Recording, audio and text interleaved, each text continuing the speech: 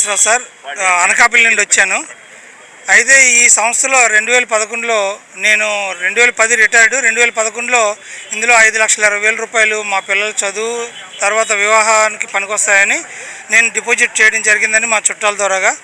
తదనంతరం చంద్రబాబు నాయుడు గవర్నమెంట్ అప్పుడు ఉన్న స్థితిలోని ఈ అగ్రిగోల్డ్ వ్యవస్థని నిర్వహణ చేసింది. అది అప్పటి నుండి ఇప్పటి వరకు ఇలాగ మేము సమ్మెల ద్వారాగా దీక్షల ద్వారాగా మేము తెలియపరిచినా సరే అటు జగన్ ప్రభుత్వం కానీ ఇప్పుడు చంద్రబాబు నాయుడు కూట ప్రభుత్వం కానీ ఎటువంటి స్పందన లేదు. ఏదో నిమ్మక నీరెత్తుగా చాపకింద నీరులాగా మమ్మల్ని తొక్కేస్తున్నారు తప్ప పైకి రానివ్వడం లేదు.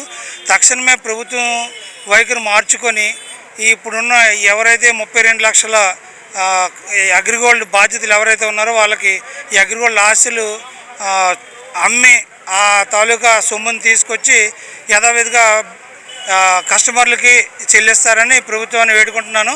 అలాగే ఈ కూటమి ప్రభుత్వం చంద్రబాబు నాయుడు అలాగే ఈ పవన్ కళ్యాణ్ గారు కూడా స్పందించి వెంటనే యాక్షన్ తీసుకొని కోర్టుని ఏవైతే కోర్టులో ఉన్నా అవన్నీ కూడా కేసులని విరమించి ఎక్కడికక్కడ క్లియర్ చేసి యథావిధిగా తీసుకొస్తారని కోరుకుంటున్నాం.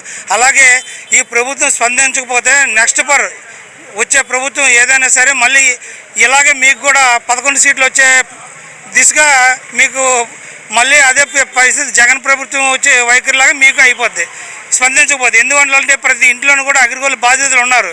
అందువల్ల కంపల్సరీగా మీరు తక్షణమే ఈ పరిస్థితిని పరిష్కరిస్తే మీరు ఇది కాదు ఇంకొక 20 సంవత్సరాలు కూడా మీరే పరిపాలించవచ్చు. యథావిధిగా మీకే మేము ఓట్లు వేస్తాం.